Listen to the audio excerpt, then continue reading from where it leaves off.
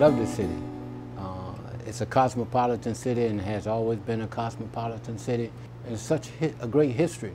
I was born in Chesterfield, South Carolina, and I've been in Alexandria since I was 6 months old, 1952. We're here at the Watson Reading Room, which is across the street from the Charles Houston Elementary School, which is where I started the school. In '62, they said, well, you have to go to Prince Street School, and because it's integrated now, I'm like, wait a minute, I still want to go to Charles Houston because that's where my friends and culture was. I knew the difference between the white and the black and segregation and integrated, but I always looked at Alexandria as one city, no matter what. All my life I wanted to be a Mason.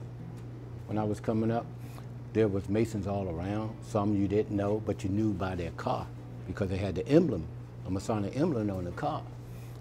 My sister and I, we used to walk down to the Masonic temple to look into it because, you know, it's a great edifice and it was such a huge place that what kid didn't want to know what that was about. 2012, I made a decision. I said, well, I'm going to try. Universal Lodge number 1 is the one I applied to, and it's the oldest lodge in the state of Virginia. I became the first Prince Hall Mason to become a member of the George Washington Masonic Temple. Later on, when I became the master of 174th Master of Universal, I asked him if I could have a lodge meeting up there. He said, sure, Brother Matt.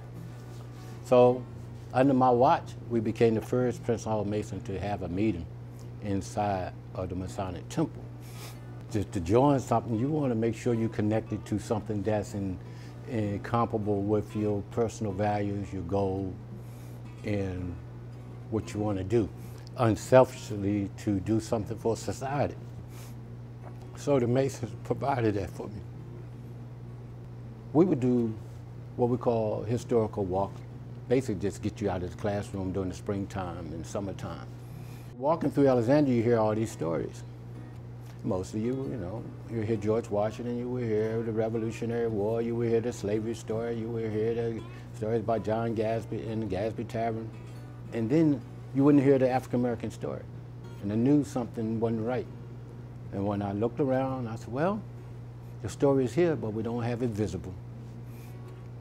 And that's when I started. Tell the good, the bad, and the ugly.